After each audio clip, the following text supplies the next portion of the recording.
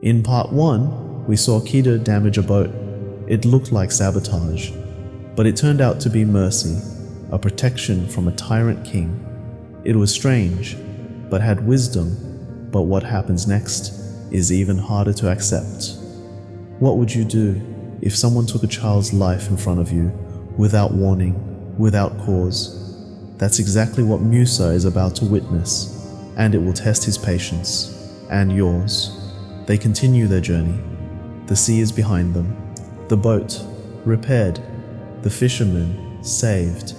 But Musa's heart is still uneasy, and then it happens. They walk through a village, children are playing in the distance, laughter echoes. It's a moment of peace. But then, Khidr walks toward one of the boys, no explanation, no conversation, and in a moment that feels frozen in time, he kills him, a child, innocent, alive one moment, gone the next. Musa is overwhelmed, his voice trembles with horror. Have you killed a pure soul for no reason? You've done something truly monstrous. Surah Al-Kahf, Ayah 74. This wasn't like the boat. This wasn't repairable.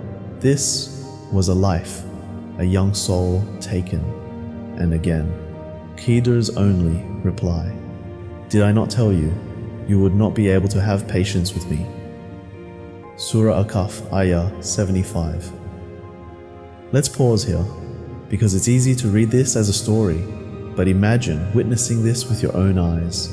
Imagine being Musa, a prophet, a protector of truth and justice, and watching this man, who you trusted, commit what looks like murder. How could anyone stay silent? How could any heart stay patient? And yet, no explanation is given, no context, just silence. Sometimes, Allah teaches through experience, not explanation, and the deepest lessons come with pain.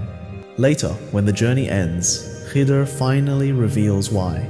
He says, as for the boy, his parents were believers, and we feared he would burden them with rebellion and disbelief. So Allah intended to replace him with someone better, more pure and more merciful. Surah Al-Kahf, Ayah 80 to 81. Subhanallah, the boy, if he had lived, would have broken his parents' hearts, dragged them into sin, taken them away from Allah. So before that future could unfold, Allah intervened.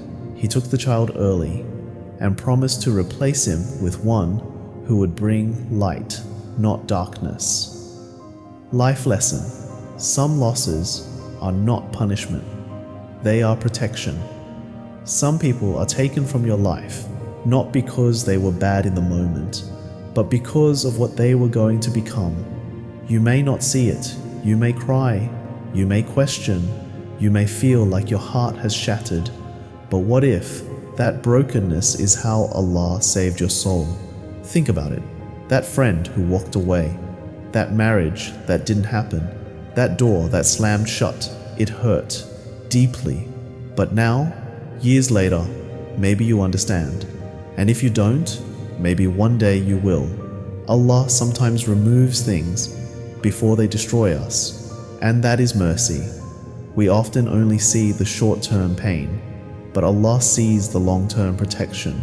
We cry over what's taken, but Allah is preparing what's better. So if you're grieving something lost, don't just say, why? Say, maybe Allah just saved me, and I don't know it yet. Now you've seen two of the three events, one that looked like sabotage, one that felt like tragedy, but one more remains, a strange act of kindness to a town that showed no kindness at all. Why would Khidr rebuild a wall for people who turned them away? What secret was buried in the bricks? To find out, watch part 3, The Hidden Treasure. Link is in the description, because sometimes what feels like wasted effort is seen and remembered by Allah.